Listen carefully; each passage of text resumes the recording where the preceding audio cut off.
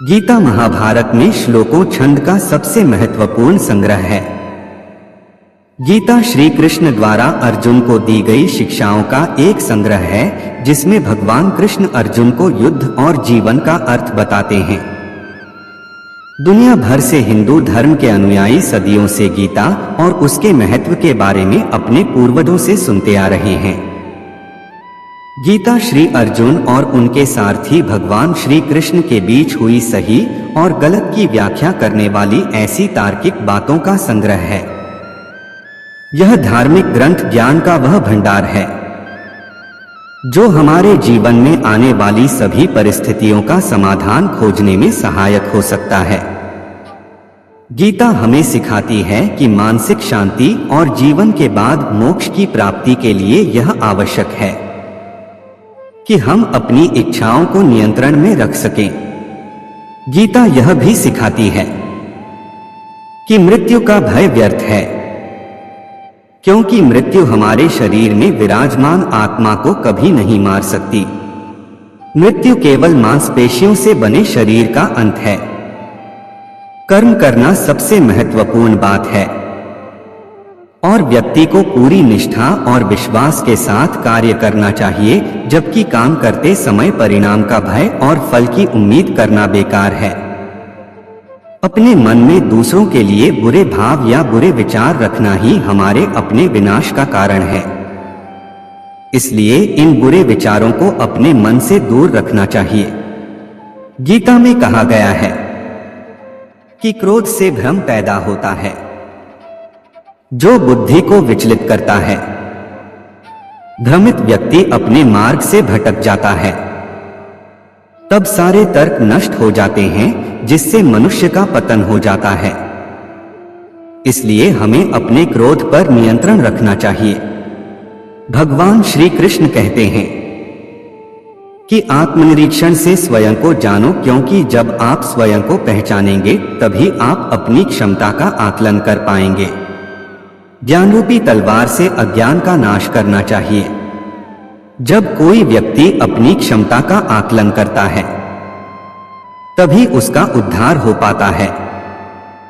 भगवान श्री कृष्ण कहते हैं कि मृत्यु एक अपरिवर्तनीय सत्य है, लेकिन केवल यह शरीर नश्वर है। आत्मा अजर अमर है। आत्मा को कोई काट नहीं सकता, अग्नि जला नहीं सकती और जल उसे गीला नहीं कर सकता। जिस प्रकार से पुराने वस्त्र बदलकर नए वस्त्र धारण किए जाते हैं, उसी प्रकार आत्मा एक शरीर का त्याग करके दूसरे जीव में प्रवेश करती है। मनुष्य के भीतर सुख और आनंद का वास है, लेकिन मनुष्य उसे स्त्री में, घर में और बाहरी सुखों में ढूंढ रहा है। मनुष्य इंद्रियों के अधीन है, इसलिए जीवन में विकार और परेशानियां आती हैं। विकार और परेशानियां आती हैं जुआ, मद्यपान, परस्त्रीगमन, अनैतिक संबंध, हिंसा, असत्य, मद, आसक्ति और निर्दयता, इन सब में कलियुग का वास है। इसलिए इसका दूसरा नाम घोर कलियुग है। मनुष्य को हमेशा अपने मन और बुद्धि पर भरोसा नहीं करना चाहिए, क्योंकि वे मनुष्य को बार बार धोखा देते हैं। स्वयं को निर्दोष मानना बहुत बड़ा पाप सिद्ध होता है। क्यों व्यर्थ चिंता करते हो? किससे व्यर्थ डरते हो? कौन तुम्हें मार सकता है? आत्मा न पैदा होती है न मरती है। जो हुआ वह अच्छा हुआ, जो हो रहा है वह अच्छा हो रहा है, जो होगा वह भी अच्छा ही होगा। तुम भूत का पश्चाताप न करो, भविष्य की चिंता न करो। वर्तमान चल रहा है। तुम्हारा क्या गया जो तुम रोते हो? तुम क्या लाए थे जो तुमने खो दिया?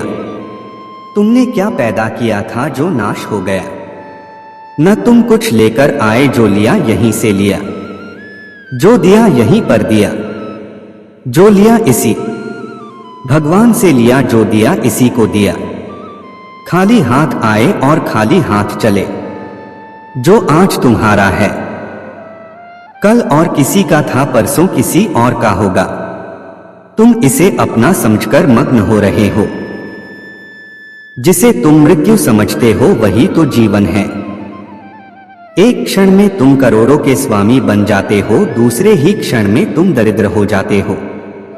मेरा तेरा छोटा बड़ा अपना पराया मन से मिटा दो, फिर सब तुम्हारा है। तुम सबके हो, न यह शरीर तुम्हारा है, न तुम शरीर के हो।